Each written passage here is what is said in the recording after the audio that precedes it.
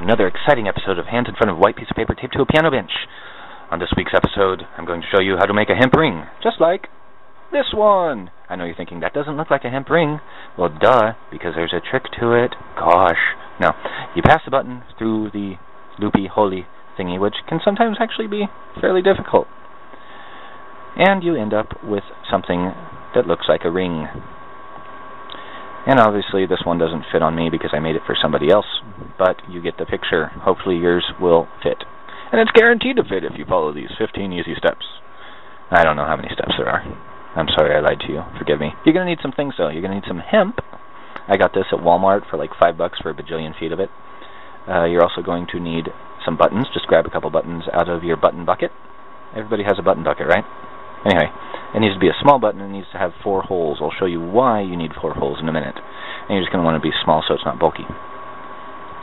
Also, you'll need a device that makes a boingy noise that you can also use to measure things with. I use this ruler.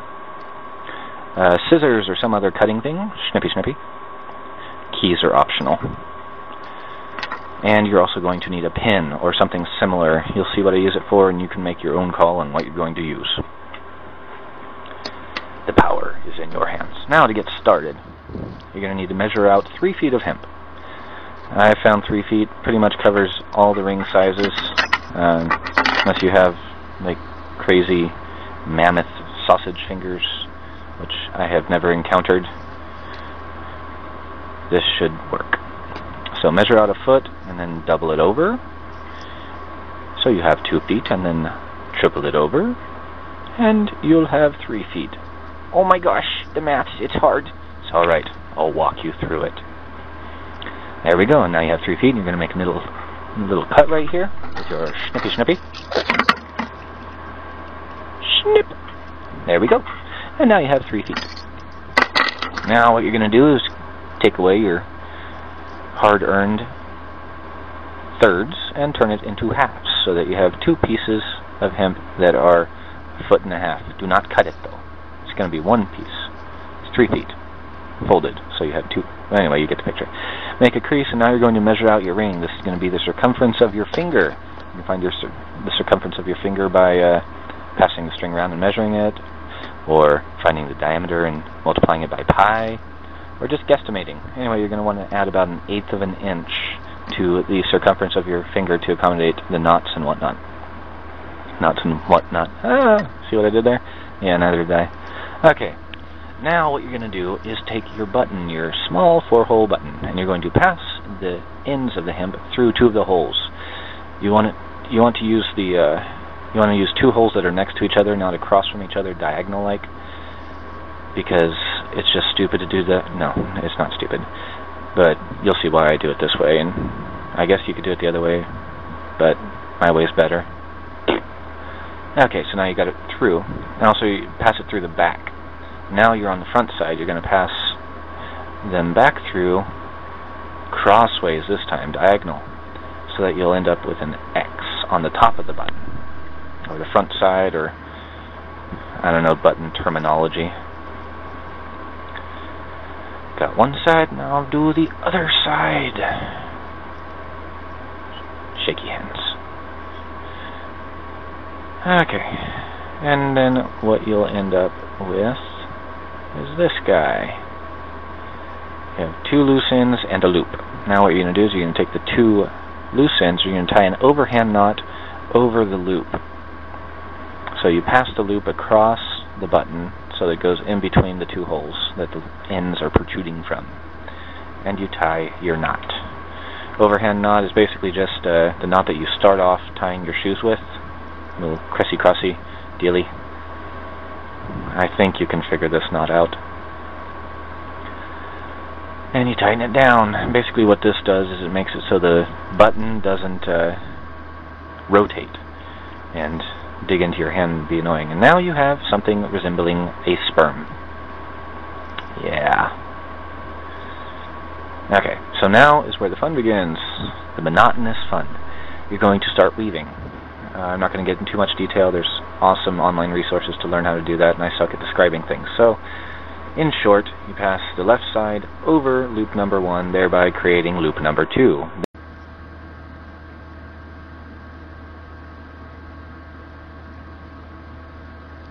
then you take the right side and you pass it behind the formerly left side, which is now right side number 2, only you don't pass it behind, you're gonna need to pass it in front. I made a mistake. Yeah, ignore that. Pass it in front of right side number 2, behind loop number 1, thereby making loop number 3, and then pass the formerly right side and number 1 through loop number 2. Yeah, okay. And you'll end up with something that looks like a pretzel. It doesn't taste like a pretzel, don't put it in your mouth. Besides, if you're like me and you got your hemp at Walmart, who knows who touched it before you bought it. And there you go. Hopefully by this time you can be thankful that I'm not thoroughly describing the weaving process, and you believe me that I suck at describing things. So, oh, fun fact, I'm actually doing this voiceover thingy after I shot the video, so I'm as bored as you are right now. And I can't remember how long I wove. Wiven? What is the past tense of weave? I don't know. Do you know that elephants are the only mammal that cannot jump? It's so weird. I guess that's why they don't play jump rope. Huh. Anyway, you're gonna just keep going. You're basically just tying knot after knot, alternating. You'll see. Just Google hemp flat weave, and there'll be all sorts of multicolored designs and people who are much more verbally talented than I. So you just keep going and going and going. Tie one knot, pull it down, wash your hands. You tie one knot on top of the other, tie the other knot down, down, down. I'm sorry for that. That was just inappropriate. Yeah.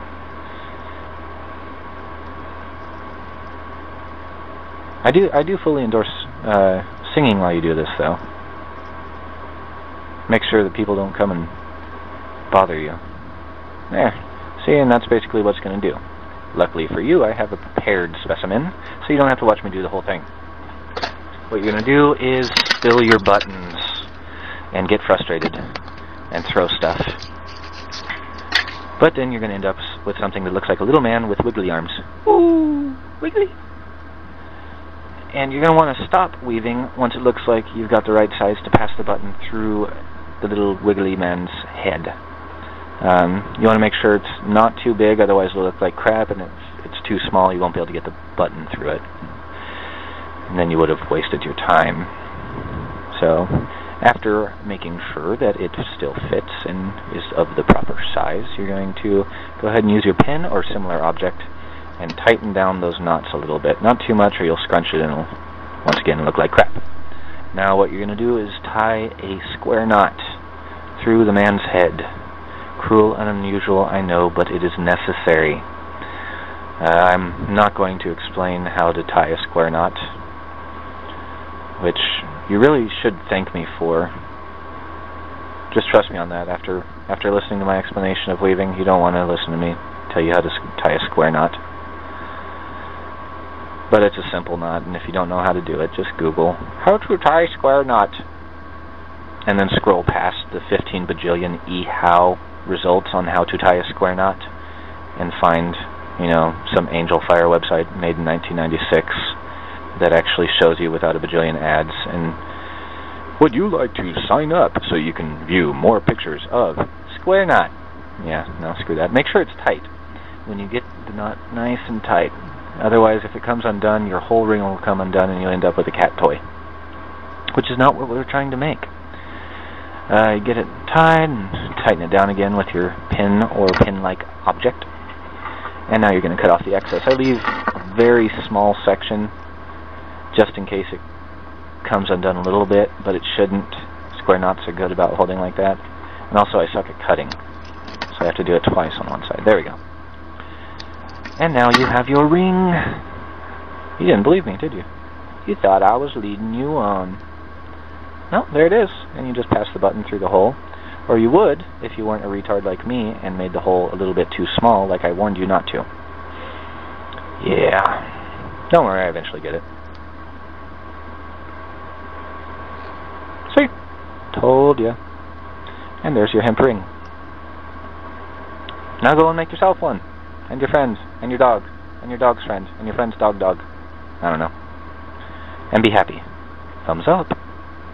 Bye-bye.